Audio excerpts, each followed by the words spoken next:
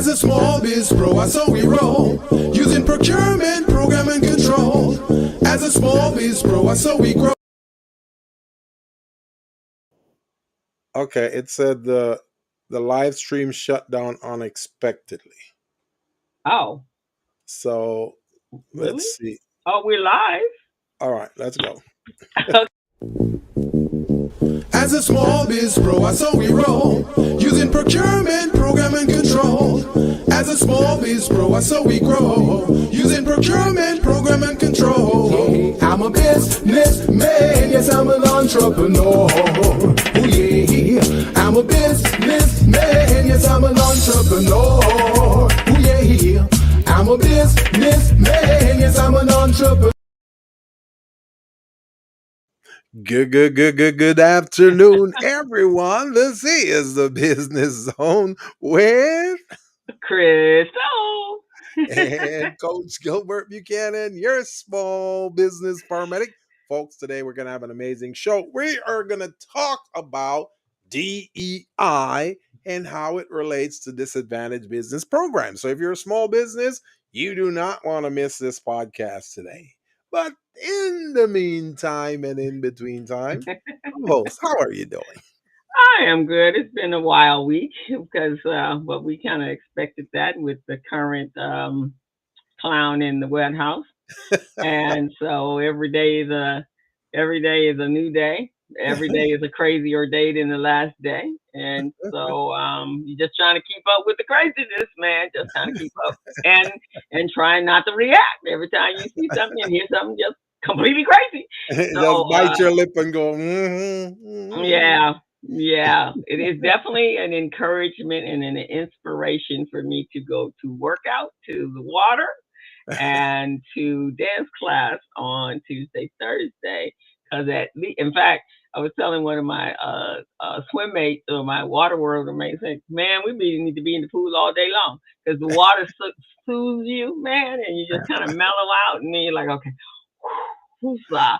That is true. That is true, man. The water does soothe you down, Because if Takes it not, you'll be in down. a place where you want to kill people. And so, and he has done some things this week that has made you want to just like scream. So it's been a wild week, and just imagine it's only been 10 days. January. It's still January, right? It's just 10 days. 10 days from 10 days, 11 days from the 20th. It's just like, oh my God, I feel like it.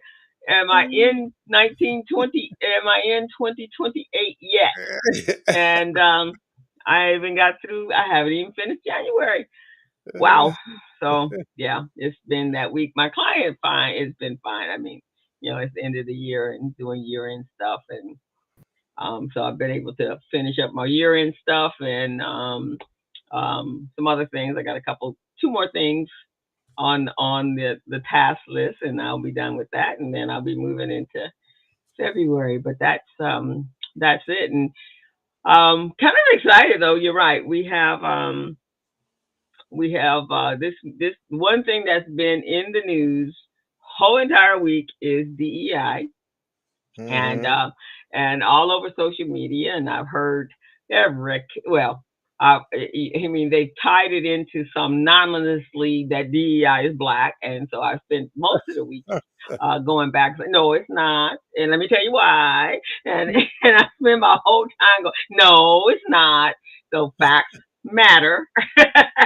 So I have a whole file on facts and receipts and so because we just can't let folks get away completely ignorant of real facts. Facts are important, and since So the media can't do it, maybe we should clarify to the audience out there for those who don't really understand what DEI is all about.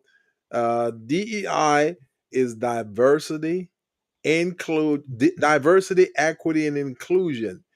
And it only has one color, guys. One color. They're telling you that it's black. It's not black. It's green. Okay. The DEI is an opportunity for everybody to get a piece of the pie in an equal approach way. So we're all going after this pie. We all want to share with our family and help our family.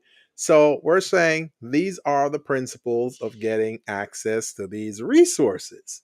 So some people do not want the resources, the rules to apply to them, so they try to speak negatively about DEI. So we just want to, on this show, our podcast, The Business Zone with Crystal and Gilbert, we just want to make sure all of you understand, especially small business owners. If you are a small business enterprise, a micro business enterprise, a disadvantaged business enterprise, or even a veteran owned business enterprise, a woman owned business enterprise, you guys understand these programs are designed to balance the playing field for all of you guys. So that's what it is. Some people are trying to throw dirt and all kinds of stuff on it, but that's not what it is, guys. At the end of the day, DEI is green. The Right. money. If you know how to access the money to grow your company, grow the economy, and grow your family, that's all there is to it. Exactly, and it's the same side, same way on the employee side as well. It's to make sure that you're not discriminated and that there's an equal and an inclusion of you in the workplace that you're in, as well as making sure that there's equity and that everyone is treated equal.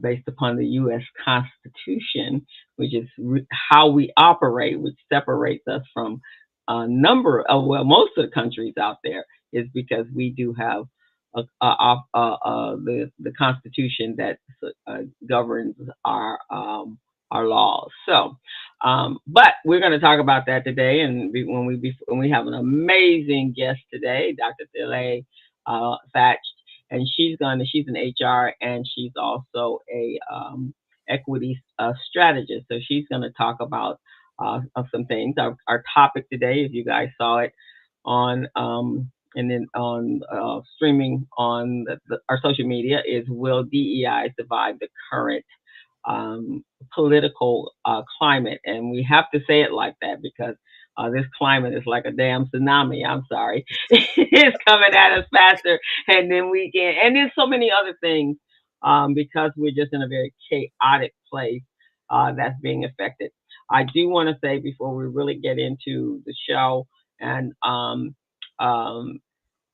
blessings and prayers and condolences go out to the families of everyone, of the 67 men and women that and children that lost their lives in the horrific act plane crash in D.C. Coming into D.C. Reagan Airport on, I believe that was Thursday. So really, really sad for so many people. Greg actually went to school with one of the guys. He went to Oh, elementary really? with one of the pilots, and it's one of the things that I'm gonna use DEI in a different term that I saw online, and it is demented, and it is evil, and is an incompetent. So the Oh, my person Lord. that can wear that moniker So that's DEI on the dark side. on the dark side, and so indicated that if they weren't hiring DEI candidates and pilots, then this would have not happened. Well, it turned out that everybody on the plane that was flying those planes were white people. And so I don't know. I don't know which DEI he was referring to. So maybe he was talking socioeconomic. Maybe he does know what it means.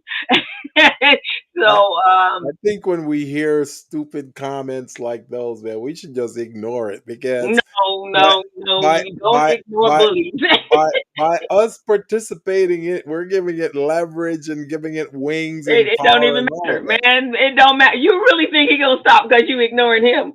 Not on this earth and nobody else's earth. Not even on Mars are they ignoring him. No, I will be giving facts and figures Yeah, we to. will do that. We'll do the facts, yes, but to engage in their stupid arguments, man. I mean, come on, Yeah. No. This world is it's too shaky right now to ignore nuts. So you got to deal with nuts and put nuts in their place. But anyway, so yes, so Greg knew this guy personally, and he shared with me today uh, um, a letter that his fiance had written, and it just brought tears to your eyes. Was it written Um, before the crash? Or? She wrote it in response to what had happened, and that he was because basically in their world, DEI means that you're incompetent, and so which is what I said. That she wanted to make sure everyone knew his passion and his love for flying, and that he was had been flying for many many years, and he was a very competent a pilot, as well as I'm sure the other two pilots as well. We don't know really what happened until they finished the investigation, and at that point, with the black box. But that was sad. Almost an entire skate team, and these were all Olympic hopefuls, died in that plane crash So on Thursday. so what airline was that? It was Was it American a Eagle. private jet? Mm-mm. It was Okay. a American Eagle commercial, and it Oh, was a Black Hawk helicopter. And the Black Hawk oh, was actually flying. From what I'm hearing, it wasn't.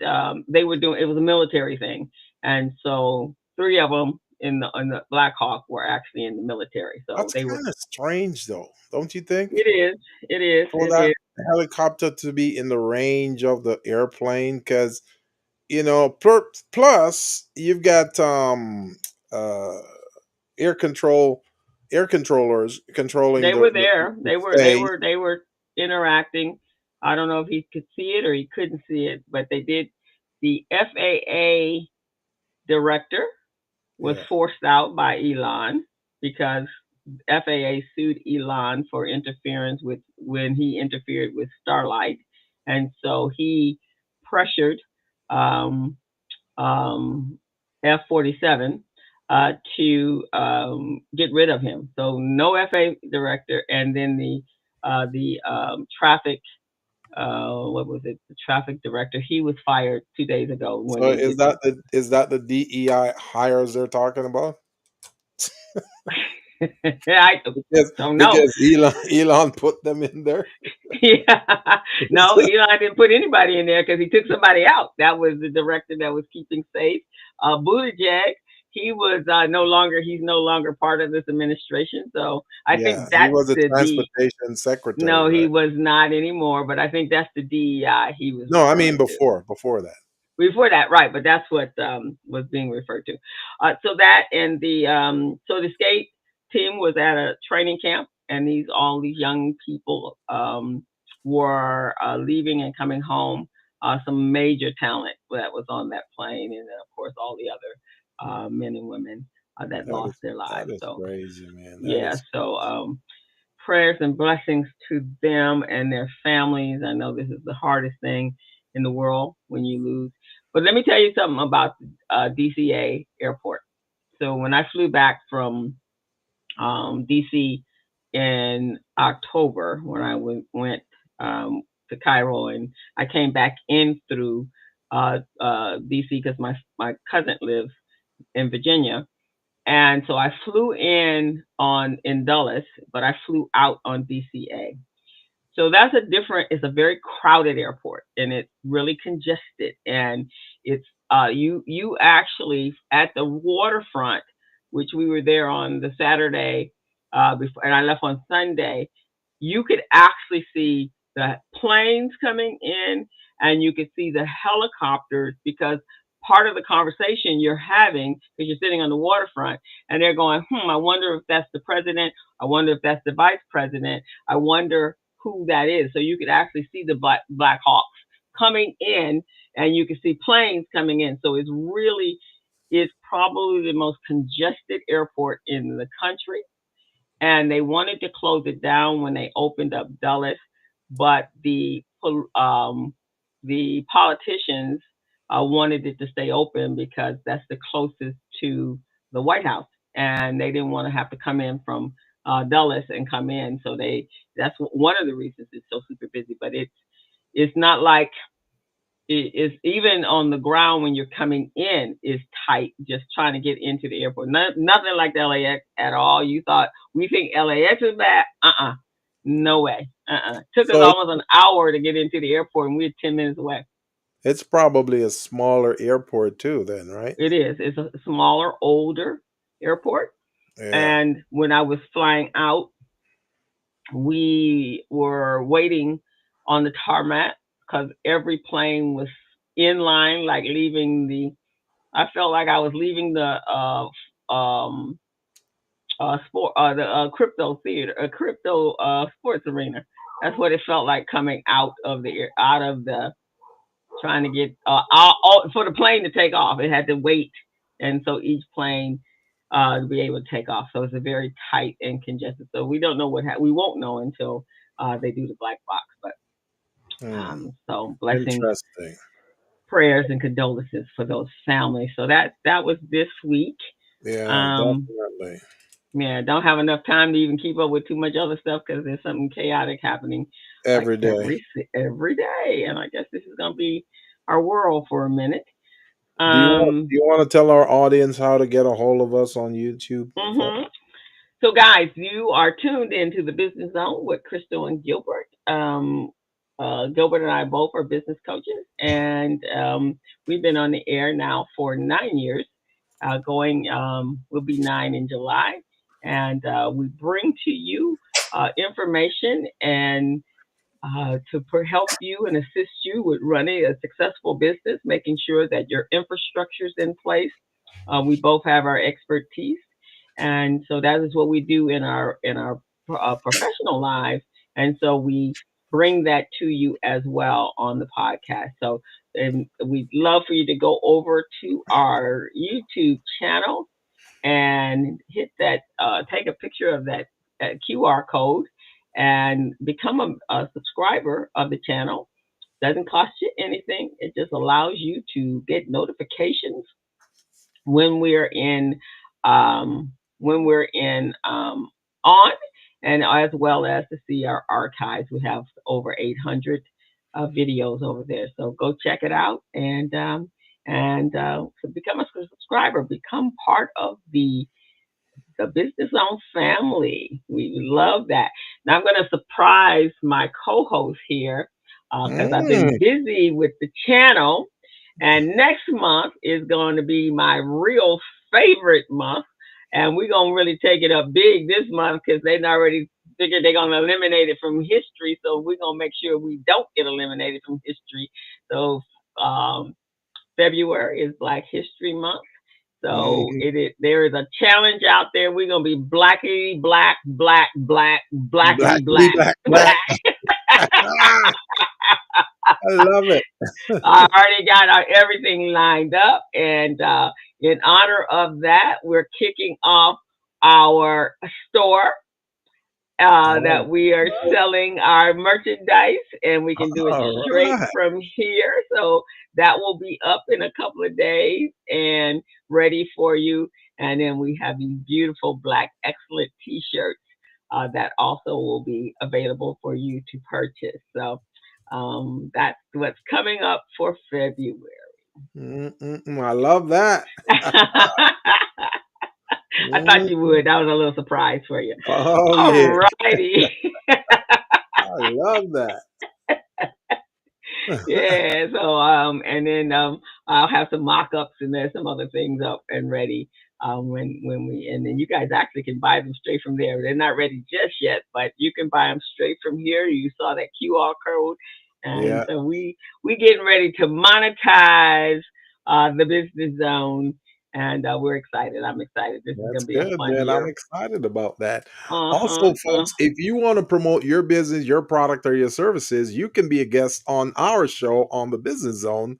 We're on every Friday from 3 to 4:30. All you got to do is reach out to us. We'll put a link in the chat so you can access that link. Use that link to register and select which date you want to be a guest on the show. and you can come on the show. It doesn't cost you anything. You could come on the show, talk about your product, your services, your clientele, who's your target demographic and all of that. So people will learn a little bit more about your business and try to reach out to you, and perhaps that will help to increase sales. So if you're out there, you're an entrepreneur, you've been in business, whether you just started or you've been in existing business, over 7 years or beyond, you reach out to us here on the Business Zone so we can get you on. Our job is help to promote you. And if we can promote you so more and more people around the world get to know about your business, your product, your services, and they decide to purchase your product and services, and that's a win for us. So that's what we're looking for, guys. Awesome, awesome. So before we start, I'll bring on our guest, which I'm excited to meet and definitely excited to hear from her. I do want to share this graph, which since we've started talking about what and who are the beneficiaries of DEI. And so, as you can see from the graph, is the age groups that are there, and in the different color code graph, and so all the way from really starts to pick up, I guess, around 25. No, actually, yeah, 20, 0 to 24, 25 to 35, 34, and on up to 55. And so you can see that.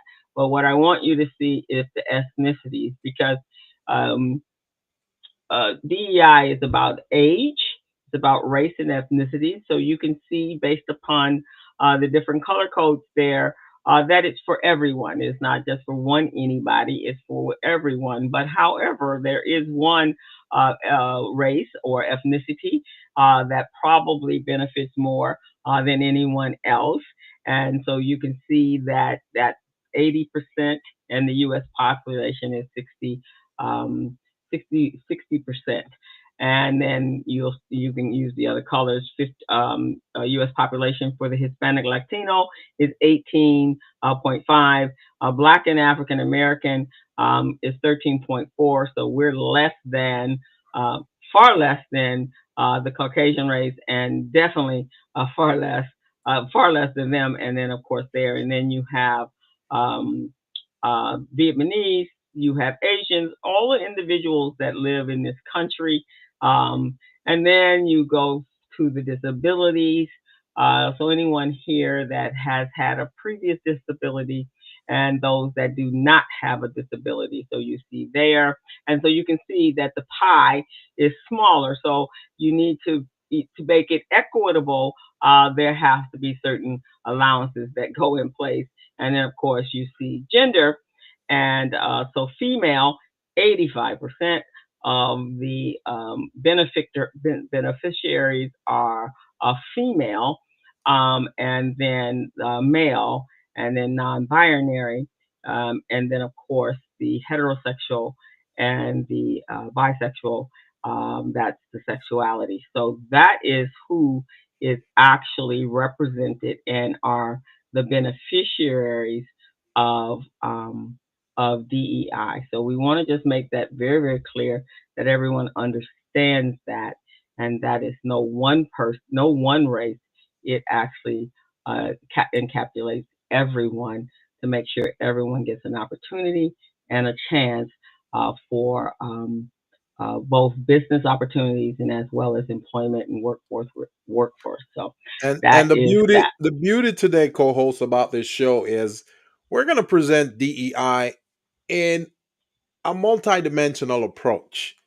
Our guest that's going to come on right now, she's going to present it from an HR standpoint, a business, how things work within the corporations and all of that. And then we're going to hit it from the small business, disadvantaged business standpoint. So you guys are going to get a great balance here with DEI. I mean, for those of you who didn't even know anything about DEI, didn't even know what the word meant, didn't even know that it existed, we're Probably going to didn't. provide we're going to provide you guys with a little education today. So you will see and learn a little bit about it. And our special guest, as far as I'm concerned, He's an expert in this space. So she's going to be educating you guys. And she also has her own podcast too. So if you don't think you got enough from our show today, she's going to be hitting you up with her podcast and say, hey, DEI, DEI, DEI. This is how it works. So I'm excited. So let me tell you guys a little bit about her. Let me find her bio because I gotta take it straight from her. Is it on her website or let's see, her website? Yeah. Are you bringing up our website? I think it probably is, but I guess I can't find. Yeah, I'm gonna actually go get her LinkedIn because she was there on her LinkedIn. But anyway, we're excited as you can see, guys. Dr. I know she's beautiful, and I can't wait to see her. I love this picture of our We're gonna bring her in as we we talk about her. Hello, nice to meet you, Dr. Thatch. How are you? I'm good. I'm good. I was backstage. I wasn't sure. Hi, I'm here. Dr. Thela Thatch, folks. This you were is in the our expert on DEI. our green room, our proverbial green room. Just having a little downtime from working and talking about HR and DEI all day long. I bet you probably haven't even spoken on it this much, even when you were in practice. I actually went live and said that today, and I would have never thought, but it's perfect timing for my book, The Diversity Dilemma. Hey, this is great. Oh, awesome. So the book was top 100 on Amazon twice. Really now? Oh, yeah. And that's what we're talking about. Yeah. So basically, the goal of The Diversity Dilemma is it's a survival guide for diversity and inclusion good doers. And it's really interesting because the purpose of the book was to deal with what I was dealing with when I worked for a very large entertainment company as the chief diversity officer. I was confused and wondering why people were attacking diversity, equity, and inclusion. And so it was very traumatic. It was very disturbing to be in such a large corporation. And no one, felt like I didn't have support. And so this book walks people through how to get support around diversity, equity, and inclusion. So I would love to define what that is. Please, we're going to let you take it over. It's all your platform. Great. Well, thank you for giving me this platform. And one of the things that I have been kind of convicted about is keeping it really simple. One thing that we saw with this recent plane crash, and just so sad and so depressed that so many lives were lost. And that was really an opportunity for one of the top leaders of our country to show empathy and humanity, because as you know, as business leaders, that's what you do as a leader. You lead the company, you lead the organization, you lead the country. Mm-hmm. And so it was very bizarre that DEI would come up in that situation. And in that situation, what number 45 and 47 was referring to was disabled people. So DEI covers a spectrum of people. And so let's start with the acronym again. When I teach DEI, and I've taught and written curriculum around race and gender, I have a PhD in public policy with an emphasis in law.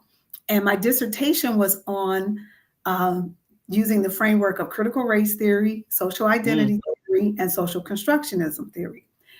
Bottom line, my dissertation is around DEI and inequities in hiring that happen because of things like cronyism, favoritism, sexism, racism, nepotism. All of that was proven in my dissertation. And my subject was homelessness in LA County. So one thing we were going through a few years ago was, why can't we end homelessness? Like, why is this so hard? Well, we're looking at also the government and bureaucracy, and we're looking at what is coming to the surface now, this on DEI and Black people in federal government and roles, right? So I'm not going to get too deep into that. But what I want to say, justice, equity, diversity, inclusion, and belonging is the work that HR and DEI people do every day to make sure that organizations are safe, psychologically safe, and that they're fair. And so when I talk about diversity, equity, and inclusion, the diversity, no one really has a problem with, truthfully. Diversity gets misconstrued, but diversity is really just a noun. Diversity, you can have a diversity in plants, you can have a diversity in cars. We're diverse right now. I have on white, you have on Black, you're a man. Like there's always diversity existing in everything. Your stock portfolio is diverse. That's a big thing in that space. Your funds, you diversify your children. Like we go on and on. So diversity is a noun. And then we have inclusion, which I always teach as a verb.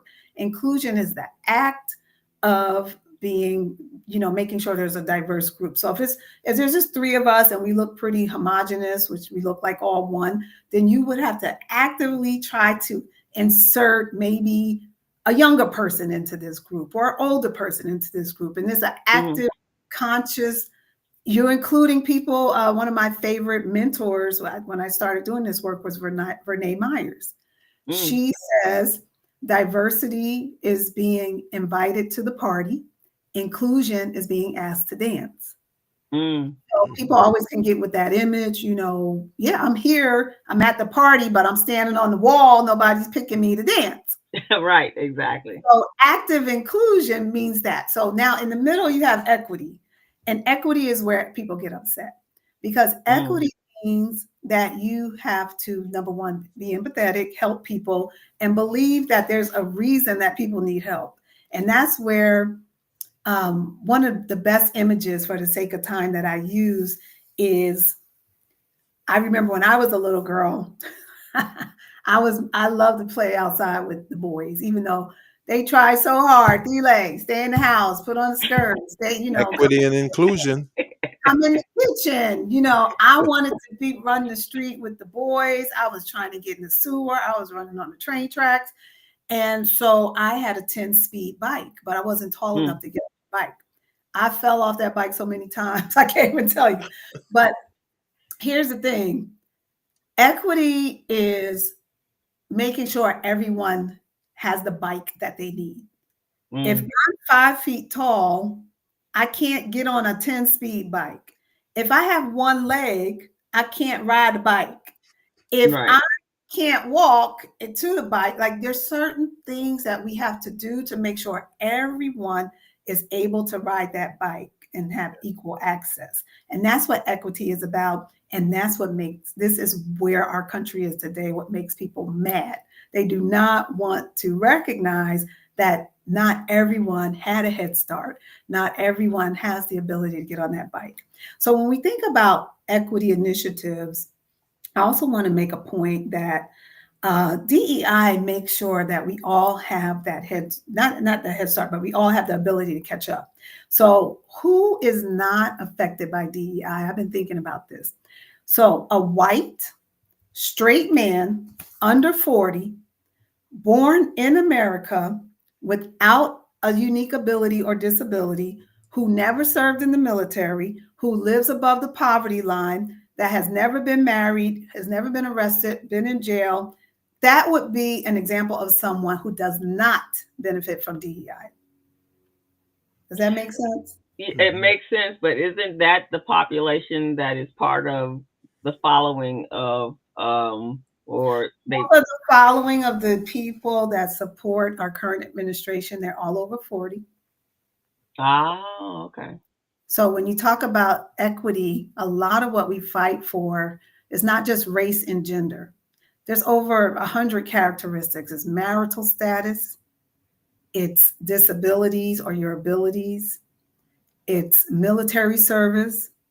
So equity. So there's various laws like the Age Discrimination and Employment Act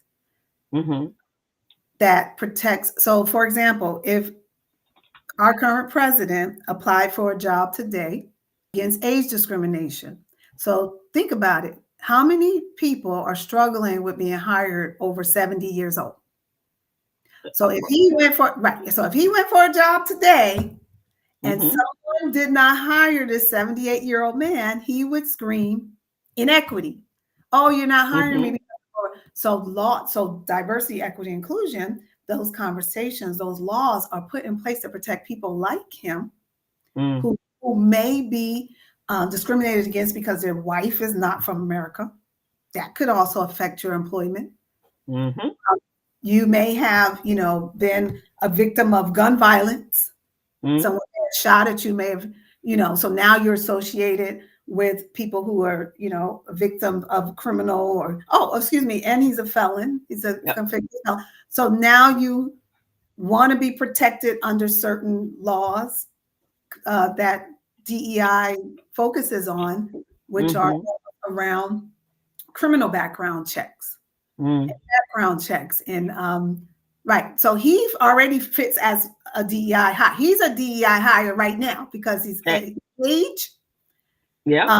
Maybe even his health. Because I was gonna say you got to say the health because the disability, because there's some mental stuff going on that potentially there could be, but you definitely have a criminal record that would prevent him from being promoted or hired. His age would prevent him from being promoted or hired.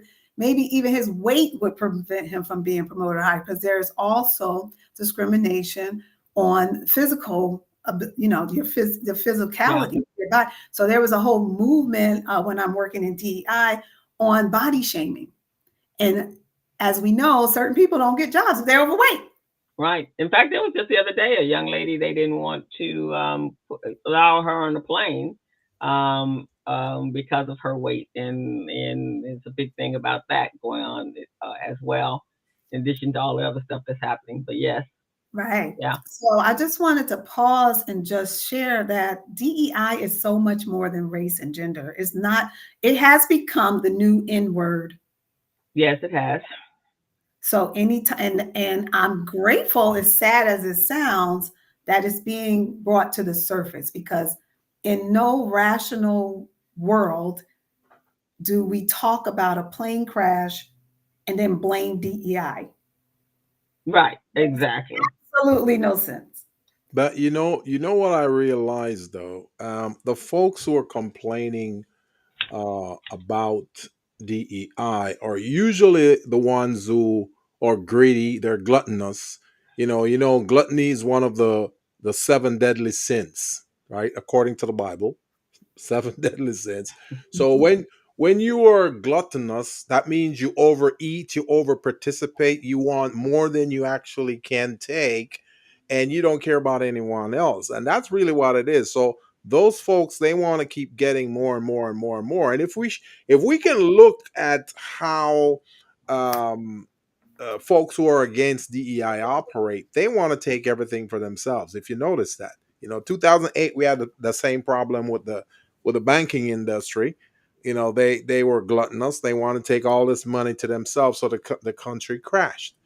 You've got the cell phone companies, the automobile companies, the same thing. A handful of folks who want everything. So with these contracts, opportunities for small business and others, it's the same thing. I can see the same thing in the HR space in corporation. Certain people want certain positions that they're not qualified for. So they start speaking ill of others who are actually qualified, but just because they don't look like them. Right. Right. And I think the capitalism is really, behind all of it. It's just that 1% want everything, and they don't want to leave anything for anyone else, their employees. They want, so money is driving all of that as well.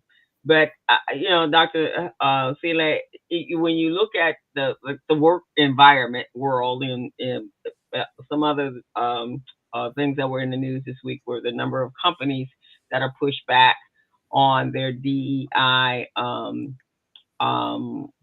policies, and then the other ones that are maintaining their policies. They're being pressured to make that change Yeah. as well. and you can see that there's an imbalance. I mean, you can just see it. We'll go to any technology company, and what is it, 2% or 1% that are Black? I think the largest percentage would probably be the South East Asian, the Indian, and the Asian, right? From China and Korea and those places. Okay, well, I just want to give my perspective from someone who's been inside corporate America as a chief diversity officer. So I served as a chief diversity officer at one company and head of DEI at another. Okay. Look at my, I won't say their names, but you can look at my LinkedIn and see. And here's the thing, I don't think CEOs or the board of directors have any personal feeling around DEI. I think overall they know that is a good thing to do. They do succumb to pressure because the stock market is very volatile, right? And so they believe they need to be in line with the president, and because the president and however that person moves is driving the stock prices and driving the shareholders. The CEO serves the shareholders, period, not the employees. Yeah. So if the shareholders are, and that's where you're seeing the shareholders are the ones pressuring Costco. But this is what I really want you to know. Who cares? I don't care what they do. Because here's the thing. If you're within an organization and you live in this country, you still have the right to talk about your rights. The law is the same. So one of the things that I did, even at a time where CEOs wanted nothing to do with DEI, I created the very first diversity initiative, at one of the largest organizations. They did not want it. Who cares? Because the employees wanted it. And so how did I start it? And I want people to hear this loud and clear. It started with a meeting with the queer, they call themselves queers. I'm not queer, but they were like, I'm an HR person. And I'm like, hey, queer people, I support you. Let's go have some pizza. And that pizza started a movement within the organization that started the very first employee resource groups that, whether the company supported or not, you don't have to buy my pizza. I can still meet all the queer people and we can still march because this is still America. I just can't do it on your property, but I can meet every single person in this company. We could meet for lunch and we could talk about how we're going to help each other, promote each other, educate each other, coach each other. You don't need the company to tell you to do that. And so I want to be crystal clear, diversity, equity, and inclusion is not illegal. Diversity, equity, and inclusion supports mitigating risks within organizations because it brings employees together. Whether the CEO agrees or not, I can meet with my Black employees and I can say, hey, Black employees, y'all want to do something for Black History Month? We can't do it in this office, but we can do it down the street at the pizza place. And guess what? We can invite Karen and Susie. And guess what? And then tell me about the jobs that's open and tell me how much money you're making and how much. That's where the power is. The CEO, the president, they don't even have the level of power we have as people. And so we need to remember the power that we have locally and the power that we have within organizations. That's how I was successful. You think they cared anything about what I was saying? No, I had the support of the people in the organization. Then what happened is an organization of over 10,000 people. The people, the CEO, they're like, oh my goodness, she got 5,000 people in the employee resource group. I sure do. Because I had an Asian group, I had a Latino group, I had any type of group. You want to start a group? And then it got to a place where it's like, no, you can't have any more groups because it was powerful. But I did that by myself with no budget. I had no budget. I had no real support and no budget. So I'm just saying, like, for those people, and I'm really screaming out and, crying out to those people who are in diversity, equity, and inclusion, or they're just everyday individual contributors who said, I want to be a part of this DEI movement at my job. Part of the reason the DEI movement started where I work was because it wasn't there. And then we would hire new employees that they wanted to be like the chief of marketing, and they would say, when I was at Wells Fargo, we had a DEI. We don't have that here. And so they're like, let's start it. That's what happened. And they wanted to be the type of company that could bring in good talent. Here's the thing. Okay, 2 more points. Keep talking about you don't want DEI. You're not going to have good talent. Who would want to work for you? Right, exactly. Also, there's no one who can stop us from having, making sure we have equity. The other thing you're going to see, one thing a lot of people never understood when I did DEI work inside a company, is I spent most of my exhausting days talking about discrimination and harassment issues. So once there was a DEI person, I would get lines. Now there's that both of these companies I work for had over 10,000 employees. So I would get calls from women who felt discriminated against, women who felt looked over, gay people who felt looked over, Black men who felt accused, white men who felt targeted. So it's everybody. It's everybody that had a grievance. Yes. And what did the DEI person do? Mitigate those grievances for them. And companies who didn't want unions. So go ahead and take DEI out. They're going to. Then the union will come in. Grievances. So if many of these corporations are talking about removing DEI, that means they're going to remove HR also? Yeah, good luck. Who's going to file it? They ain't gonna never do that. There's 2 people. What I mean? There are gonna be 2 people that are always 3 people that are always in the business. It's gonna be the president, CEO, the HR person, and the accountant. Well, three. The accountant and the payroll person, because nobody gets paid and nobody gets hired without those 2 people. So there's laws that have to be followed that the average person does not know, and so the HR person. All we're doing is upholding these same laws that DEI supports. So Title VII of the Civil Rights Act. There wouldn't even be HR without Title VII of the Civil Rights Act. That's true. That's just saying you have a right to be here without discrimination based on your race, gender, age, sex, so on and so on. Then you have the ADEA, which I said, that's age. Then you have pregnancy. Just know people get pregnant in the workplace. And that covers equity too, because before, and I'm sure that some people in this administration are like, well, if you're pregnant, you shouldn't be working. That's in Project 2025, by the way. It is. You want to go back to Judeo-Christian, what they're calling Judeo-Christian beliefs, where the woman stays home. And see, what they don't understand is that as an HR person, managing the DEI program, you're helping to keep them out of trouble. Hello. They don't get that. They don't get that at all. Because without you, you'd have all kinds of lawsuits every single day. Nobody would be working. Everybody would be filing lawsuits. That's why I have a successful consulting business, because now I do that for other. Right, I literally mitigate risk every day. Thatch Consulting. I do employee investigations. I make sure things are in place, like handbooks. What's in the handbook? Policies around equity, so that employees feel like they have a fit. Employees must let you do. Does anyone remember how unions got started and how many people? Yeah, because they didn't feel like they had a voice. And how many people were killed and murdered? Lots, because that's a lot. Yeah. So now give the unions back. Let the employees have unions, and then they'll start a different type of group.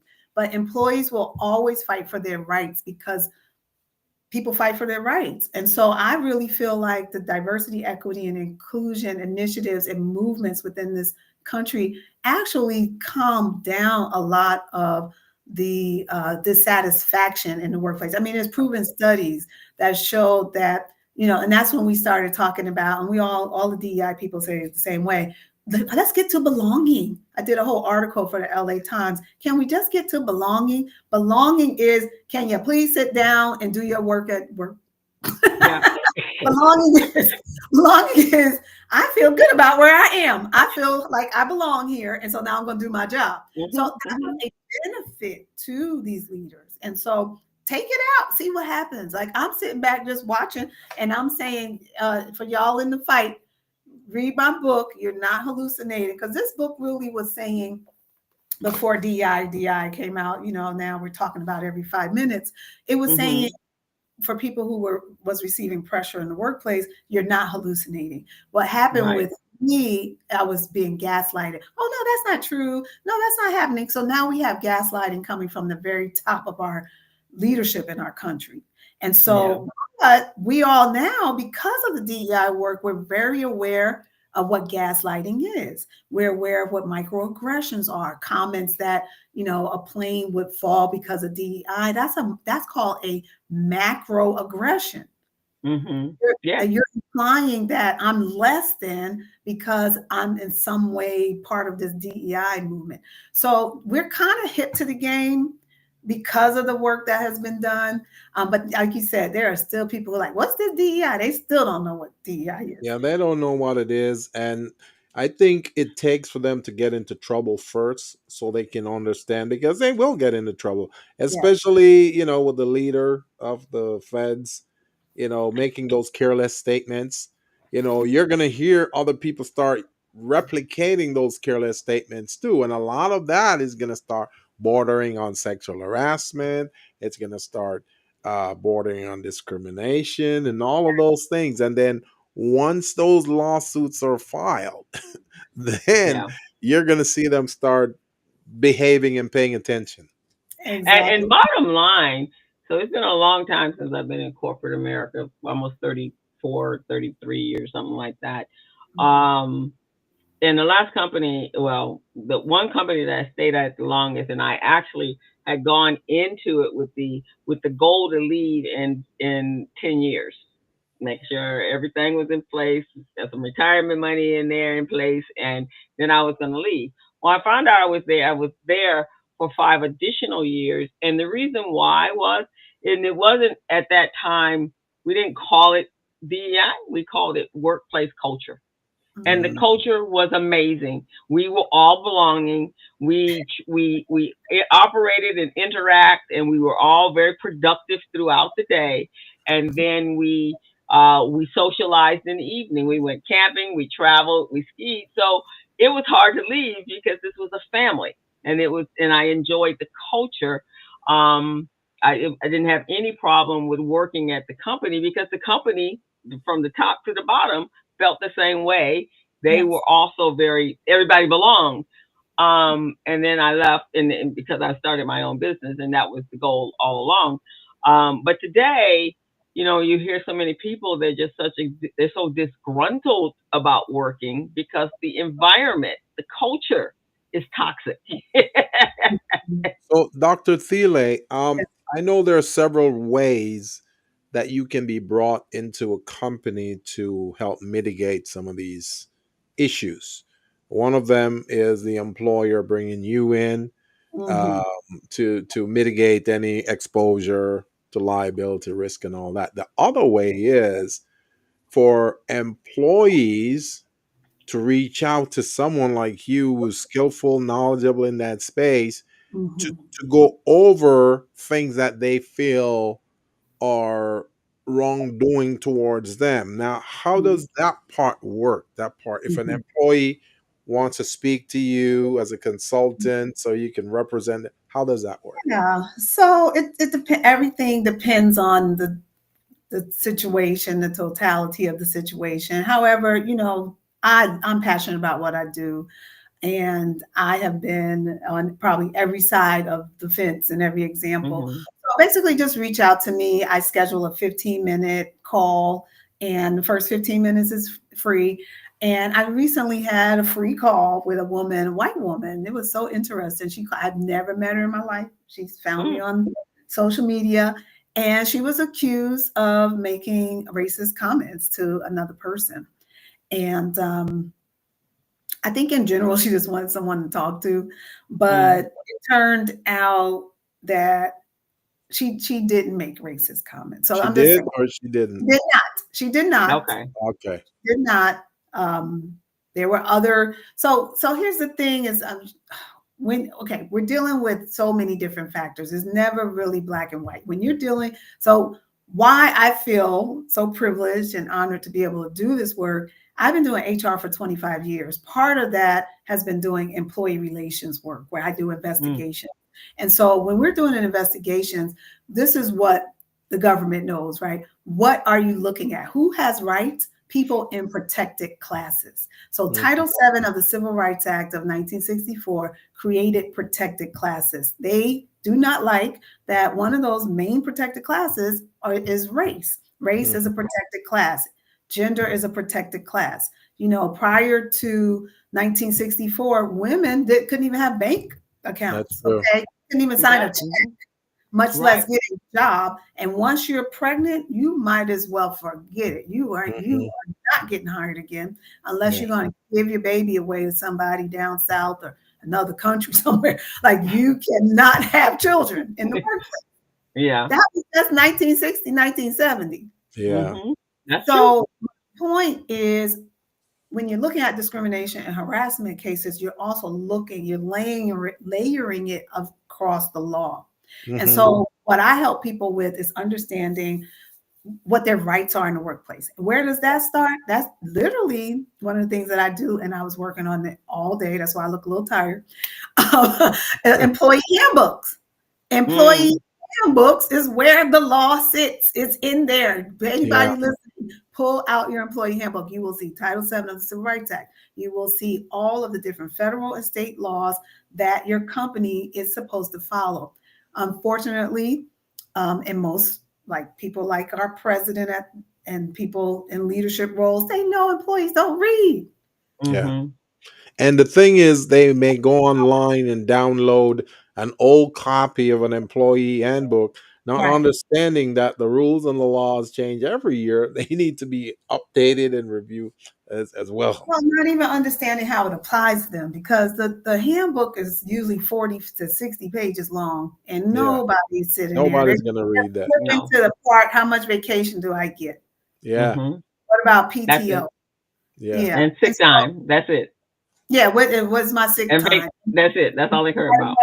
That's protected by law too now. California has a law that you must have sick time. I can't tell you how many people, and this is a federal law, Family Medical Leave Act. And it's typically people of color who do not know they have under the Federal Family Medical Leave Act. That is a federal law that will give you anywhere from 16 weeks, sometimes a year off to care for a person in your family, that you can get a power of attorney. And so we see so many Black people and people of color losing their jobs because they had a family issue. That's an equity issue, right? Because now you're losing your job, you're losing your house. Well, by law, and people don't want you to know this, but it's on that poster in the break room. I promise you, if you go in the break room, it's there. It's the Family Medical Leave Act. So back to how do I help people? I guide them to the things that's right there in front of their face. You know, you should do a survey. Dr. Thela, you should do a survey on how many employees know that right that you just talked about, that whether they have it or not. So that would give you a good measurement. You see what I'm saying? To say, okay, it seems like about 65, 75% don't know these things. 10% people, 10%, maybe 20 on a nice, if I'm nice. Oh my Lord. They don't know. I've been doing this 25 years. They never heard of Family Medical Leave Act. I had one woman, what's that FMLA? She called it FMLA. And she's a brilliant woman. People don't know until they need it.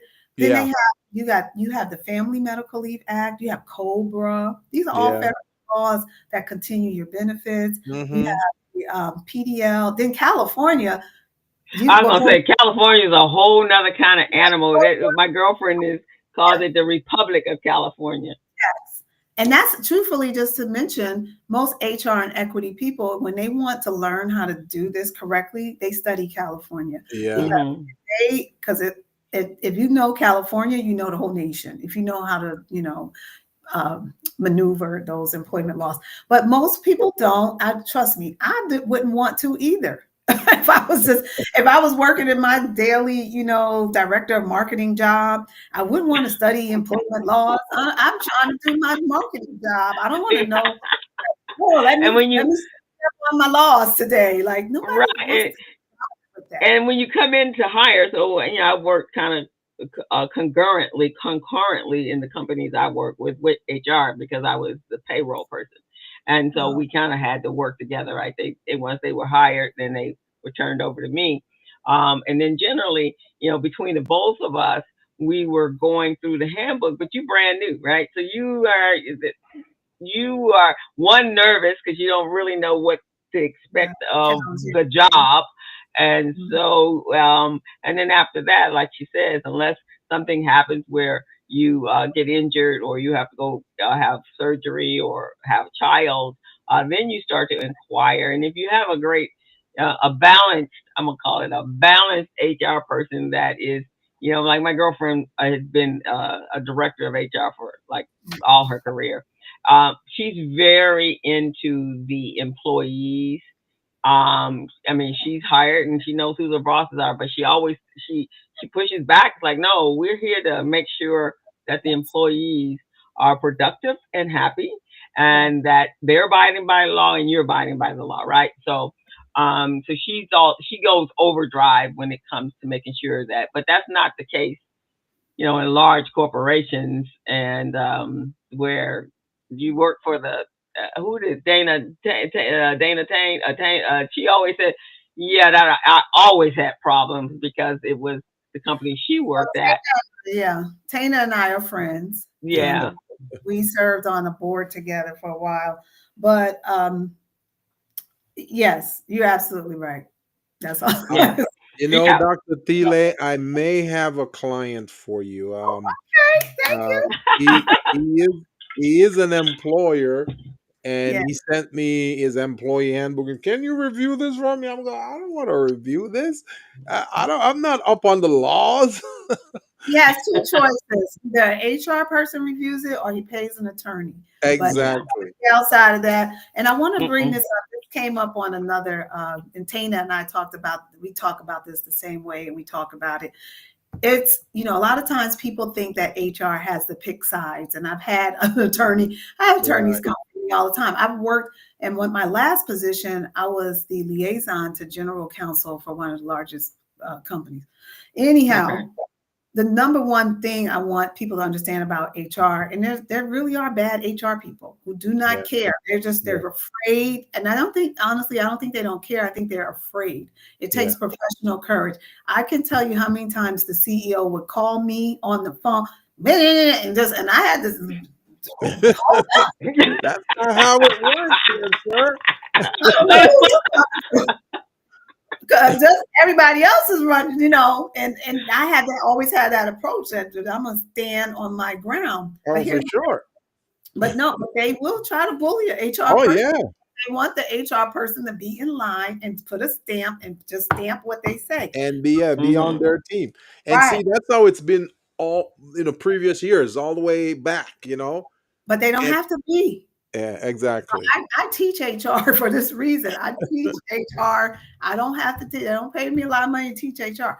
I teach it because I want the new people coming in to know they do Mm-hmm. not have to be bullied by leaders and CEOs. Yeah. They can use the laws, the same laws, the Title VII of the Civil Rights Act. I'll repeat it again. ADEA, FMLA, USERRA. There are laws. All they have to do is say, "Oh, CEO, based on FMLA, know your laws and know how to." Mm-hmm. But this is my point. My point is a good HR person is not picking sides. I'm Right. always an employee advocate, but I'm also a business advocate. You know Right. why? Because it protects the company either way. If I'm Exactly. an Right. employee advocate and I've stopped Crystal from going off and suing or bringing a gun to work, Yeah. Yeah. winning, You save some lives and some resources there. and now they can be productive. The goal is always for people to be productive at work so the business can make money. And it is a straight up lie going back to DEI that people are DEI hires. If I was a DEI hire, it's because I had 4 more degrees than my white counterpart for them to even consider me. Right, exactly. And it's always that case for us. You just didn't get in there because, they were feeling gracious that day. You had to come in with all the top degrees, the personality. That somebody had to give you. So the job that I moved here for in LA, I knew somebody. And I had a degree, and I had 20 years of experience, and I looked the part, and I wasn't sure you're black, go in there. See, my thing is, if the person is a DEI hire, that should not be an embarrassing or a bad thing, because that should be a good thing, because you're bringing in diversity, you're bringing in equity and inclusion. That means that person is enhancing your team. I just need to say, Coach, Mr. Gilbert, there is no such thing as a DEI hire. Right. There just is not. Because they're confusing that with affirmative action. Yes. Affirmative action has quotas and check boxes and all that. There is a truth that if I hire you just because you're black, that is illegal. Yeah, exactly. Because you're a woman, I can't hire you just because you're black. I can't hire you just because you're disabled. Yeah. So what we do in DEI is we open up the applicant pool. We are breaking down barriers, so you'll stop looking at just one area of recruitment. So what happens in organizations? For example, they may say, "Well, you're not from Harvard."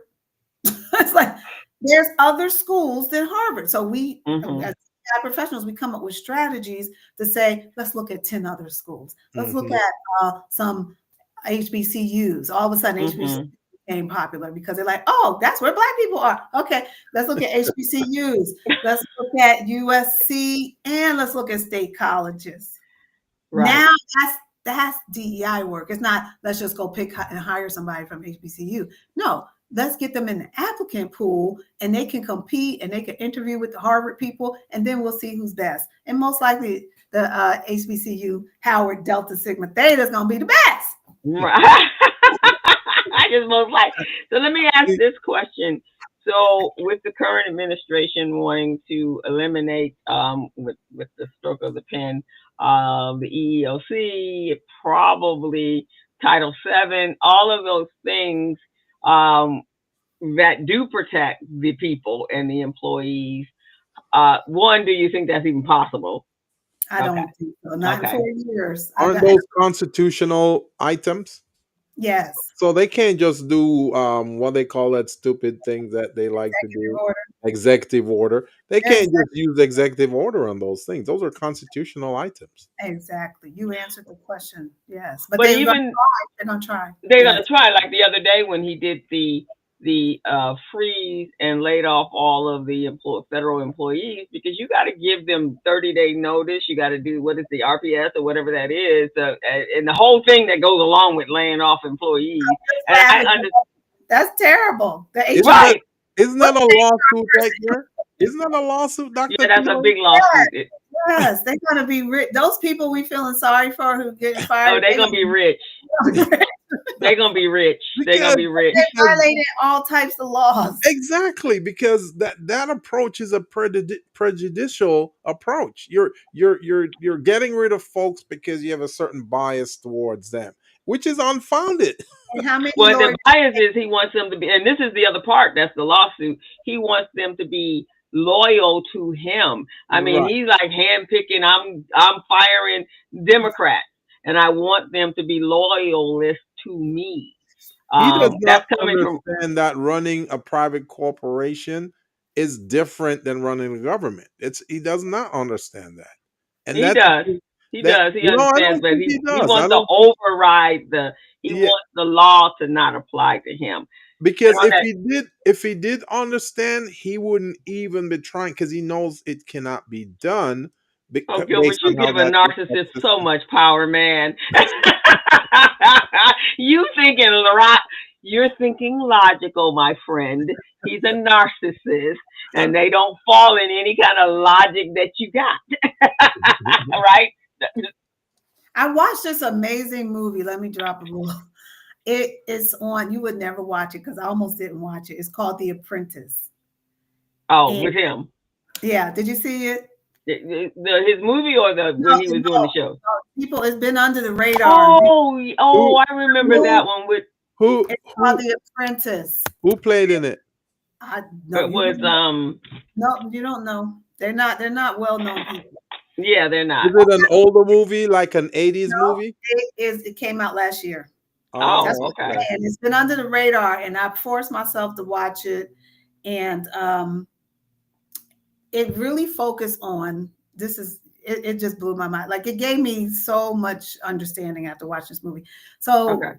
the movie focuses on when Donald Trump first is trying to make a name for himself in New York. He hasn't bought any property. He's trying to get from under his dad. And long story short, Roy Marcus Kahn, he was an American lawyer and public prosecutor and an undercover homosexual, blazing homosexual. And anyhow, he got really excited about Trump for whatever reason. He liked Trump, and Roy Kahn was Trump's mentor.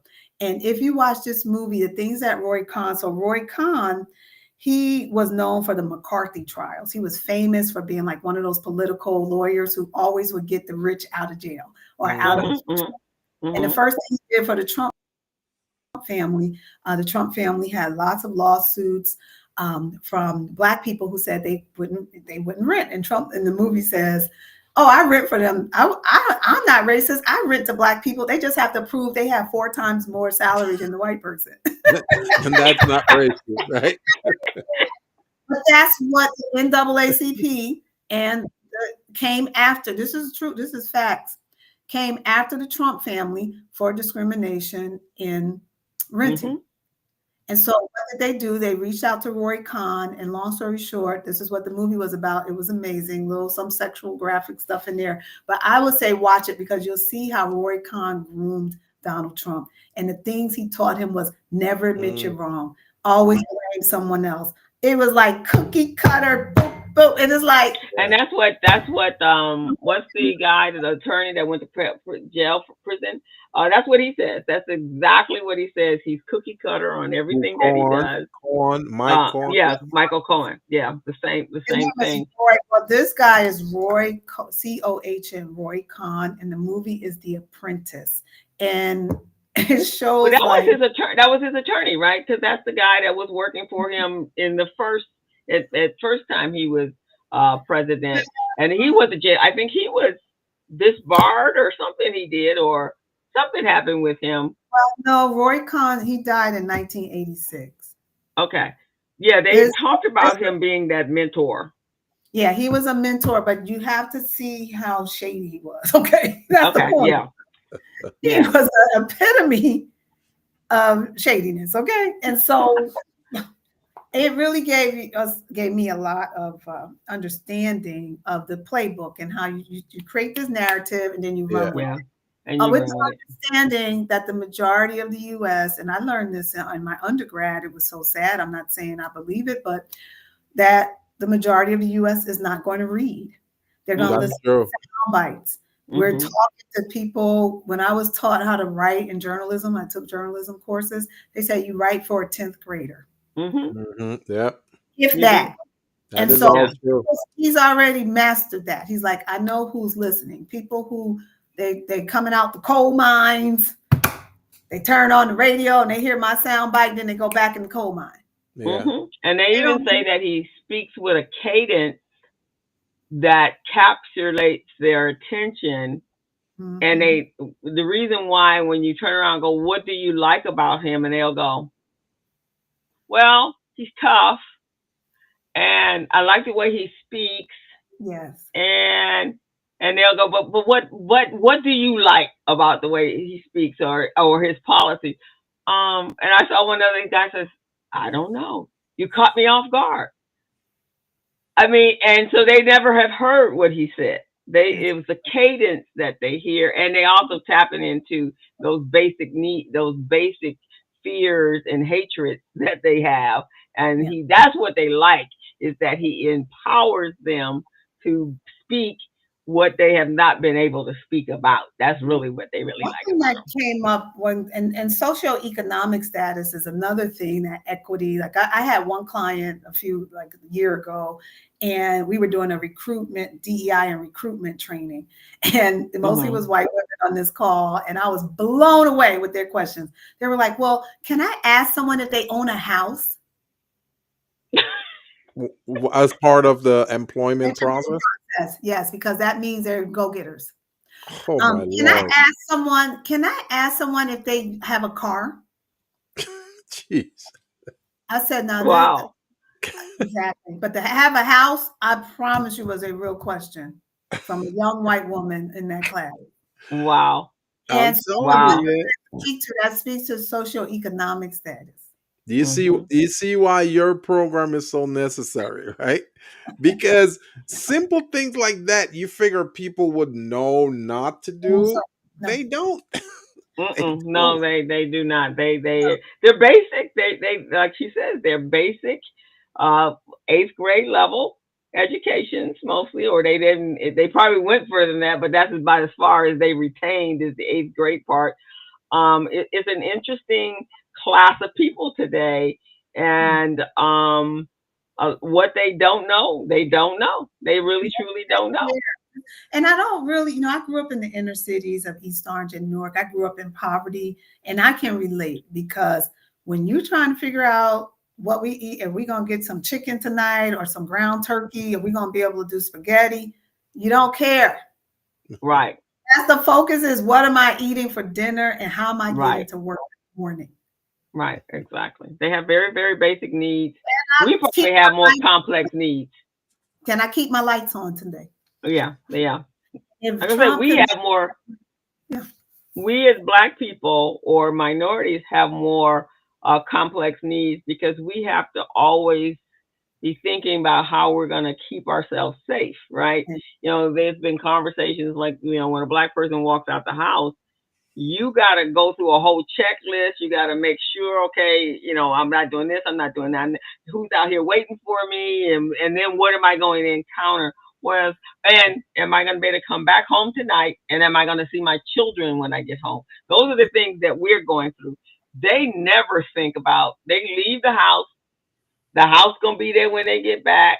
The children going to be there. And that's all they ever think about. They never have to think that they're in danger.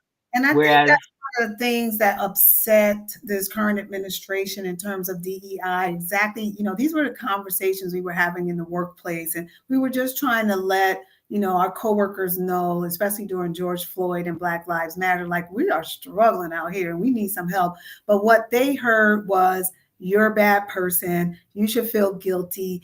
When we had conversations and we're trying to teach people about privilege, and we all have privilege. I'm privileged to be able to sit here and have this conversation without having to go, work, drive Uber right now, right? And so we all have privilege, but when there's this level of white fragility that cannot deal with being told that you have privilege. Yeah. Now, even though they've seen the facts, they've seen redlining, they've seen Tuskegee experiments. That's one of the main things they're trying to get out of the history books. Like, please take that Tuskegee experiment out of the history book. Please take redlining out. Please take all, they want it out. Because that's the number one thing he said when he first went into office was, we're going to take some of this stuff that's making us feel guilty out. He said, that's what he said. Why should we have to feel guilty? They don't want to feel guilty. They don't know. They don't like that feeling guilty stuff. Why should I? He said, we're going to take it out so we don't have to, citizens don't have to feel guilty anymore. And another thing, while I got your audience attention, that he said in his inauguration that no one has even talked about, it's just too much. And I'm going to end it here. He said he's looking forward to enacting the Enemies Act of 1798. Yes. What? He said that he is looking forward to using and enacting the Enemies Act of 1798. Go back to the inauguration. He says it in the inauguration. The Enemies Act of 1798 is the law that was used to put Japanese people in internment camps. Yes, yes. And the reason he wants, so there's a reason why he wants to do that. So the reason he wants to do that is because as they are deporting these millions of immigrants, illegal immigrants who may or may not be criminals, they have realized that they're hearing that who gonna pick because everybody's saying, well, who gonna pick the oranges? Who gonna pick this and who gonna pick that and who gonna pick that? So the way to address it is we will put them in Guantanamo. That was suggested the other day. Opening up a Guantanamo, put them in there, and then there is a company called Core. There's two, Geo and Core. They're private prison companies. And when he was his inauguration, they were already standing in line. They're going to be the administrators of Guantanamo, and then take those people and put them in the fields, the same fields that they've been working on in, but now they're going to pay them $6 or 10 cents because they're going to determine that they're criminals. Right. And that way they can keep them in lifetime imprisonment, or they get a lifetime sentence. Now, mind you, everybody has the right to counsel, a fair trial, right? That part. And so nobody ain't been to nobody's court. They just been picking folks up and taking them out. That's a criminal. So those people actually could actually sue. Right. Because they have not had the time to stand in front of a judge and say, hey, this is my situation. So that's right there. So that's why he wants to reenact that. And I would imagine, Dr. Thela, if he could figure out how to emancipate us, that he'd go back to 1862 and emancipate us and get us back. The birthright thing is to get the Native American Indian and us, so that we will no longer have citizenship, to kick us out as well. Oh, well, not kick us out. They want to put us back on because when I was telling Gilbert yesterday, I read a book. Yeah. It's an excellent book. It's called The Collective Courage. Okay. And this lady wrote, it's a really big, thick book. The book is called Collective, and she goes back, and I mean, this lady did like 26, I'm going to give you her name. 26 years of research all the way back. And she said that within the first 30 days after slavery, the South lost close to, which would be equivalent today, almost $20-something billion in today's economy. And her name is Jessica Gordon. And it's an excellent book. It's really thick, but it's excellent. And it tells you all of it. And she says, when America was great, was when America were slaveholders and plantation owners, and they didn't have to work. All they had to do was have all their slaves do everything. And that's when America was great again. And they said that a couple of times, right? That back to the 1800s, because that's really and they felt that's when the country was white. Right. They were also convicts that had been kicked out of Great Britain, and they were also they had been kicked out. They were in jail, and then they sent them over here. Before we end the show, let me ask one other quick question. So, how do they get around the nepotism part? Because, like, if you look at the whole cabinet today that Trump has brought in, all of them are his cronies. Everyone is his cronies. A lot of the companies hire people from within. How do they get around that with all of the laws? Yeah. I know California is a different animal, but. So the only strategy we have as HR people and as equity people is to have, and this is what I teach, is having strict or good structured criteria on what are the job qualifications. So when you're hiring people, some of the things I recommend is making sure that you have a job description. And so flip it on the other side. If you're going for a job and you feel like that person that's in that role, let's just say there wasn't a fair hiring practice, then you may have a claim, because that fair hiring practice may have been because you were Black or woman or disabled in the whole list, right? And instead they just pick their own family member. It's a really, really kind of difficult thing to prove because ultimately a leader or CEO has the right to hire a family member, especially if it's a family business. I would say if we're in the business zone, one of the things that I'm excited about, I know, full transparency, working with Coach Gilbert, who's here, and working with different African American Chamber of Commerce, working is get your own business. That's all I'm trying to say. You need to get your own business so you can hire your own family. Right. Oh, okay. Because you can't really get around nepotism. Now, in a larger organization, let's say I'm just going to throw UPS out there. I used to work there. It's a union environment. There's going to be claims. You need to be applying. There's like a strict structure on how you apply. So let's say there's 10 people going for the job, and then the person who gets the job wasn't even one of the 10. It's like, you kind of circumvented the whole policy and procedure. So you have organizations that have really strict structure like that, like a UPS, where I work there, so I for myself. And you can file a claim. You can file a claim, especially if you're the only Black woman who applied. And then all of a sudden you're hired. So you really have to look at it case by case. There's usually, you see this all the time on the job applications. We're equal employee opportunity. And so you got someone who came in, they didn't even fill out an application. All of a sudden they're sitting there. And I saw some of that, won't say where, a lot of places.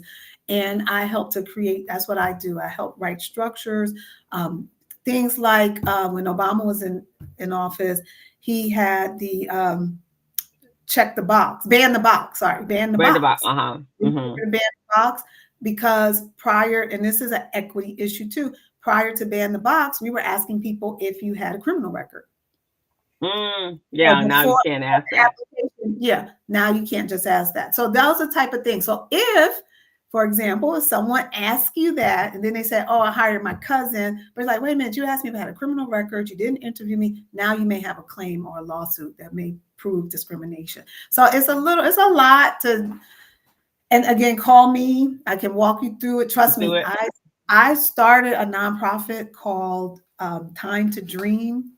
Part of it is helping people with their careers because there's so many Black women and women, I get calls every day of people who feel they don't quite know. I'm not sure, but I think I'm being discriminated against. I feel like, and when they start telling me, I'm like, oh, honey, you are discriminated against. Like, it's pretty clear. Like, how many more signs do you need? So I really help them, get a lawyer or just help them to navigate those conversations. And so, I do want to say one last thing too, and this is it for me.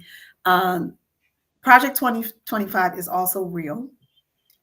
Oh, that was going to be a question I was going to ask you. How are you guys navigating through that since they want to get through? I mean, really want women out of the workplace, want minorities out of the workplace, and just basically, I guess, for over 40-year-old white men to be in the workplace. Disabled people. Oh, disabled So what about veterans though? White veterans, are they out of that or in that? My experience, most companies and most people hate veterans. Okay. It's the saddest thing I've ever seen in my life. If I put a veteran, I promise you, I don't care who comes and asks me. I've seen it with my own eyes. They feel that you are damaged. They feel that you are going to go, that you have, these are the bias. This is stuff we teach in DEI. This is why there's laws like USERA, which is the Uniform Service. That can't even get all the initials. USERA.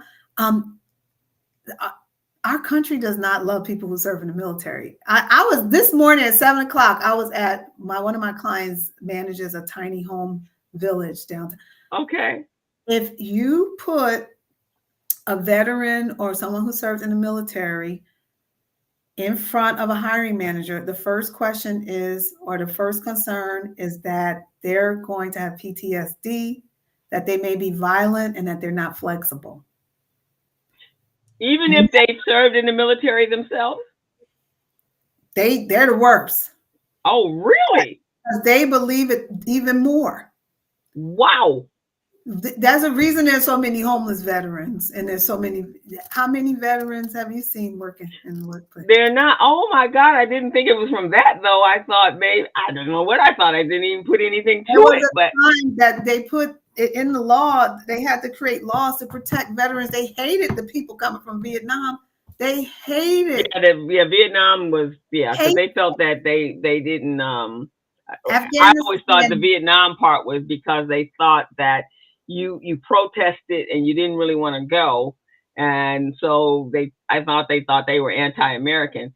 But you're saying World War II, you're Pearl Harbor, whatever, none. I would suggest when you serve in the military, first of all, most people who serve in the military do not have the ability to transfer what they've learned in the military to civilian. Yeah. It's rare. They don't even have, they're not coached by the military. So that's a whole other line. Yeah, so they're not even taught how to they don't even come out. I'm an E5. What is that? Oh yeah. They don't even know. They don't know how to manage. And they don't know how to manage their own books. I mean, they don't even know how a checkbook. They don't know how to pay rent. They don't know how to pay utilities because they've lived in military housing their whole entire life. So they have no financial literacy at all. They're worse than black folks, actually. That's a blanket statement and a possible. I mean, you've probably met a lot of people like that. I have too. Yes. However, those same stereotypes and biases that we've seen, this is permeated the workplace. That's why it's very difficult for veterans and people from the military to transfer from the military. And I deal with that all. That's DEI too. That's DEI. Wow. Hours and hours teaching people to break those conceptions and myths and biases about people in the military. But yes, military people do not. They all come from. I don't care who comes from me because I've seen it. They're like, well, he's in the military. I don't know. He's not going to be a good cultural fit. Oh my God! Now you shocked me. Anything else you have said today, I was not shocked at all. You have shocked me. Who's thriving? Who was in the military in corporate America? Wow! You shocked me. I have a few I know, but trust me, they keep it on down low that they were in the military. They don't talk about it. So then that's why they usually go to places like, because I have my friends that are all in the military, they all went to McDonnell Douglas and Hughes and Raytheon, and most of them, because they're all doing government stuff and they're all doing any government clearance. Yeah, I have a few. But the typical everyday, they're not hiring people from the military. That's why Michelle Obama, I was a part of her joining forces. Wow. And you see people trying to mentor people from the military to help get them. It's sad. It's sad. And this is why DEI, on that note, this is why DEI is so important and why we cannot die, because these are the conversations that are aha moments for people. They're like, oh snap, that's right. We do discriminate against people in the military because they don't recognize that they're doing it, because we have this implicit bias. We have this biases towards all types of people, of people. And we need to address it, because when you look at the workforce and it's like, oh, we only have 2 people here in the military. Right, exactly. So worst case scenario, Project 25 moves forward. What does that look like for you guys? That looks like a nightmare, doesn't it? Lawsuits, a lot of lawsuits. A lot of writing your senator, congressman, marching, boycotting. It looks like civil rights 1960. It looks like the civil rights movement. That's what it looks like. Okay, that's what I was thinking too. We are in the civil rights movement. No, it looks like people need to get out of their offices and march. Yeah. That's what it's gonna look like. And right to there, like I said, weekly I have a routine now. Weekly I have actually it's like every 3 days I'm writing to my Congress people that I help get in that office. So I got a letter sitting there waiting to get ready to go in a few minutes today or this weekend. And so it looks like that times 10. It looks like you and all the like-minded people who have been writing to your congressman, you're driving to their office and you're standing there. Okay. And you're All right. in their office and you have a camera crew. That's what it looks like. It looks like Okay. straight Okay. up upheaval. Well, we will be out there to make sure we back you up, girl. I will be there. And there's a organization that when I first started doing this work, oh my goodness, it's called Organizing for Action. It was created by Obama originally, and now it's Okay. not really run by the Obama. It's not run by the Obamas, but I'm still on their like hotline. They're like, okay, we're meeting up at the Capitol. I'm like, okay, I'll be right there. It's called Organizing for Action. Okay, let me write that down because I might need to be right there with y'all because I can't just sit let stuff happen. I have to feel like I'm a part of for action. Okay. That's what makes change. And I'm gonna dare to say a quote from one of my favorite movies. And again, somebody might come for me, but it's from the movie V for Vendetta. And it says, people should never be afraid of their government. The government should be afraid of their people. Afraid of the people. I agree with that. Your voices should be loud enough that and it used to be, we used to have some clout like that. I guess after the 60s. Yeah, on the streets marching. Yeah, we're not. So yeah, I agree with you. See, I told you, Gilbert, you can't be quiet. You got to be out there with a loud voice, making noise. And right now, we do have a lot of Europe is protesting on our behalf right now. That's a shame. I know, but for us, they're marching for us. Now we can't even see it because they're controlling social media, so you can't see it. So of course that means you're violating freedom of speech, right? Because folks should be able to see. And nobody should be censoring us on what we see and what we say, but it is happening. Well, it's kind of like in the Bible when the disciples were persecuted and they just were so happy. They're like, woo, we just got persecuted.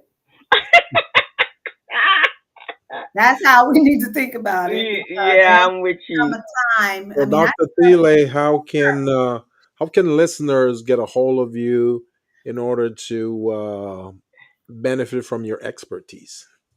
Well, it's really easy. My name is spelled Thela, Thela, and my last name is Thatch, Thatch. And I have at Thela Thatch. You can go to LinkedIn. I have a new YouTube podcast. Oh, and what's that? So we can tell follow us you. About that. Everything. Oh, thank you. So the podcast is called Ask Mrs. HR. We talk to local business owners and we talk about HR and DEI as it relates to them, because I truly believe it all relates to everybody. So I mean, okay, if you're running a hair salon, you're running, you're cutting grass, you're mowing the lawn, you in some way have to deal with human beings and manage that from an equity lens, being fair and equitable. So that's what Ask Mrs. HR is about. It's really like just a conversation with local business owners. And we just have fun. We talk about all types of stuff. You see, I get heated up sometimes. And follow you. Yeah, please follow you right now because everybody always need to follow. If you feel like you want to just read the book, The Diversity Dilemma, this is really a guide. This is a playbook. They have their playbook. This is your playbook for the basics. It has 7, I have frameworks in here, 3 frameworks. Each of them must have 7 principles. Okay. And just basic things like how do you really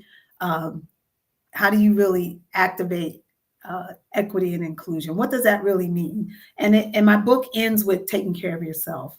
Number 1, I couldn't be here talking to you if I wasn't selfish. If I wasn't taking care of myself, I wouldn't be able to be selfless.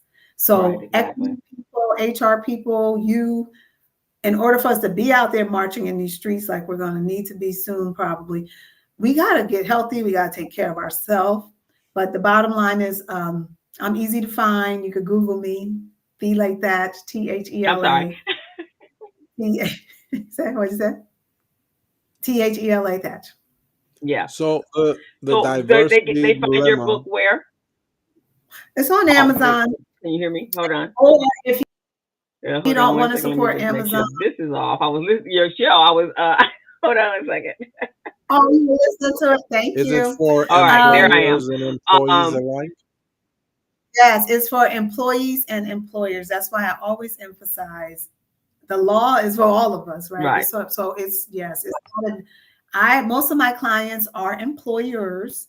However, I really love helping employees because, there's a saying we use out in the streets when we're marching: no jobs, no peace. No peace. No jobs, no peace. No peace. I agree with you. People need jobs in order for this country to run effectively and for us to be healthy and happy and whole. People want the best for their families. And so that's why I help employees keep their jobs and making sure their job is benefiting them. Well, I'm gonna refer a client of mine, an employer, to you because Thank you. he's young, growing, and he needs guidance. I'm currently coaching him right now, but he also needs the HR and the DEI side as well. And he's willing and able to learn, but we want to teach him the right way. Sounds like a job for Mrs. It HR. sounds like it. Mrs. HR to the rescue. And they can get your book on your website. And are you on Amazon as well? Yeah, so this will be out on Audible, and by February, we're almost done with the final Audible edits, which will be on Amazon. Again, this was top 100 3 times last year. I was in the top 40. And it's available at diversitydilemma.com, which is my own site, if you want an autographed copy. But if you want to get it off of Amazon, I have 3 books that I published there. Okay, Beautiful. well, thank you so much for being. You've shed so much light on so much stuff, and there's probably tons of more stuff. And we're probably going to have you on more as we move forward into whatever this nightmare is that we're in. We're going to have to bring you in as a resident contributor to the program. I love it. And I'll see you in Sacramento. Yes. Yeah. Thank you. Yeah. I'll have my marching boots on, man. I'll tell you when it's time. Because please do. Just gonna have to activate. Yeah. Just say activate. And we have to. Like the week, that Monday after, by that Friday of the week of the 20th, I was just like coming unglued. I was never so more. I was angry, man. I skipped denial. Went straight to anger. I don't think I'm gonna do any of the other griefs. I think 7 griefs. I'm gonna stay at the anger place. And the only thing that calmed me down that week was I got a call from Sydney Comlager, and she says there's a meeting on Saturday. The Empowerment Congress come, and I was like, oh my God, she just must have heard me. And I went, and I was able to be around like-minded people, and we all were expressing and doing. And I'm gonna be part of they have based upon this a political empowerment work group, and I'm gonna be part of that. And so I can, Dr. I have to have boots on the ground, man. Dr. Thela, my co-host, was about to start a one-person revolution. I'm telling you, she was ready to go. Well, that's the thing. She's not alone, so she was ready to go. You were talking about Sydney Comlager. I met her through Law Pi, which I highly recommend. The Los Angeles African American Women Public Policy Institute, and that's just an amazing place to really learn how to do this work, to be a good leader in the community. And Sydney Comlager is a member, I would say. Yeah, when I launched, I have another podcast that's on Thursday called The Community Briefing. I launched it during the pandemic, and we've been on air now for maybe 5 years in March. And so we had her on a couple of times. And so we'd love to have you on. I have a producer over there. So that's the podcast where I bring in and introduce the leaders and stakeholders that are making differences in our community, to introduce them to the business owners, to the community, to the citizens, so that they'll know who is actually out there with boots on the ground. We've had some amazing speakers on there, but I'll have my producer's name is Stephen Turner. If you're interested, I will have him reach out to you, because that's another part. So we've had, during the election, we had a real big push on voting, and we've had a number of the political people come on and talk. But she was on when she was first running for office when she was up in Sacramento. Then she came back after she was getting ready to run for House of Rep. So we've had a number of Well, people. thank you.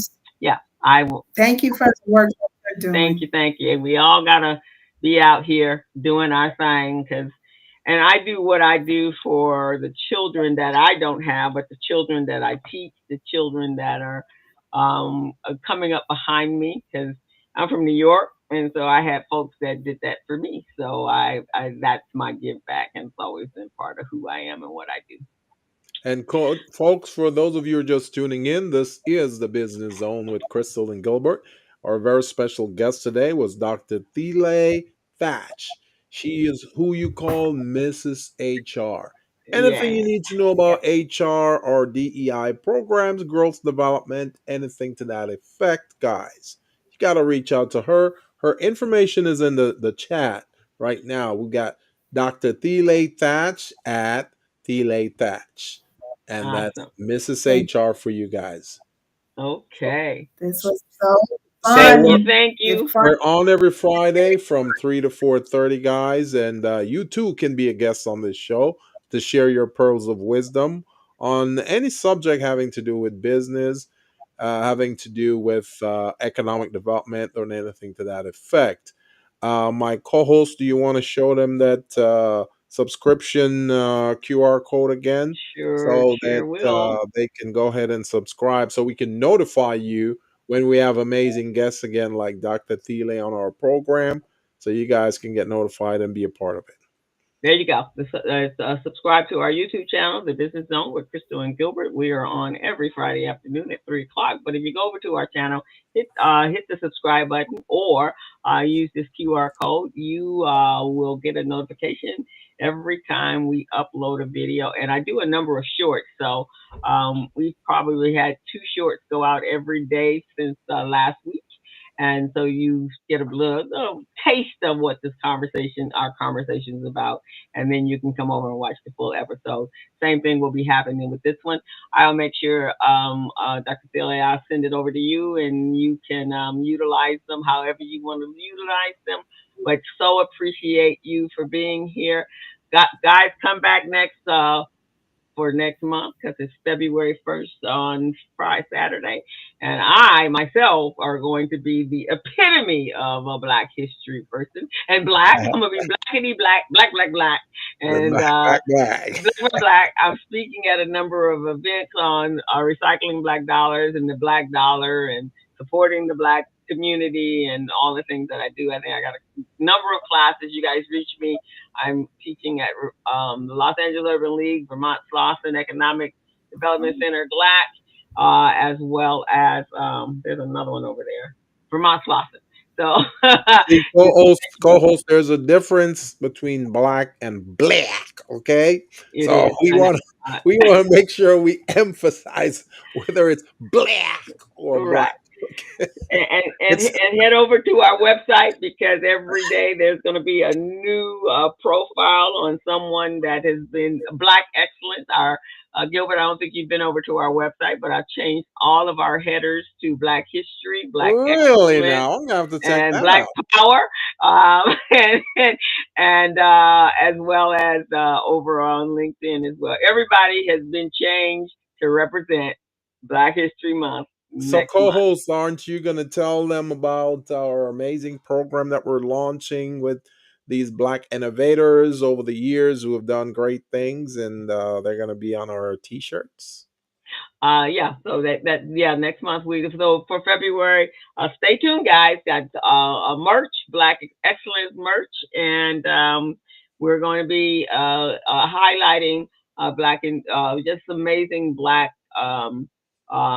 individuals, our ancestors that did some incredible things. But we're going to kick off next week with my co-partner of the Recycling Black Dollars. Her uncle was the very first Black attorney that passed the bar and got his license in the city of Los Angeles.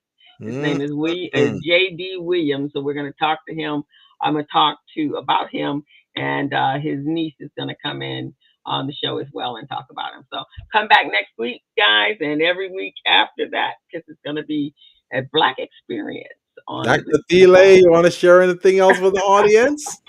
Oh my goodness, that was a lot. But the main thing I want to say is congratulations on the Blackity Black experience for and I'm all for it. And coming up, I have one thing happening next week, and that's a webinar on how, oh, I'm just trying to get it on my calendar, sorry, of how you can get your business ready for HR and DEI during these times, and just pretty much more, just really helping that small business owner, that employee on how to navigate during this time where DEI is being attacked. Yes. So I just remember what I wanted to ask you. oh, okay. So do you do HR for other states as well, other Yeah. than just California? Okay, because this employer that I'm thinking of referring to you is from the state of Nevada. So Okay. So here's the thing, like I mentioned, if you do HR in California, you can do it anywhere. anywhere. So, but no, I was trained to do it at a national. I'm Okay, certified perfect. to do it nationally. And thank you for giving me some time to say that the webinar is February 6th at 1:00. It's going to be all over my Instagram. So it's called 5 Key Steps to Make Sure Your Business is Compliant. And also we're tackling what does DEI mean for you now. So Good. Okay. free. And I love your podcast. Love it. Go. Every I'm time I look at it, I go, I'm so proud. Yeah. And I will be going in, and so I manage like 4 Facebook pages. So we will all be, and for all of those different companies, I have a whole lot of companies. All of my companies will be subscribing. Yeah, please do it today. We got to get to 1,000. All of us have to get more subscribers. Yeah, I'll help you get to 1,000. And so with that, guys, we will check out. I'm getting ready to head over to my place of peace in the water at Water Aerobics. And so we'll check you guys out next Friday at 3:00 every Friday afternoon. So see you guys. Bye-bye. Gilbert, you ready? As a small biz pro, I saw we roll, using procurement, program, and control. As a small biz pro, I saw we grow, using procurement, program, and control. I'm a businessman, yes, I'm an entrepreneur.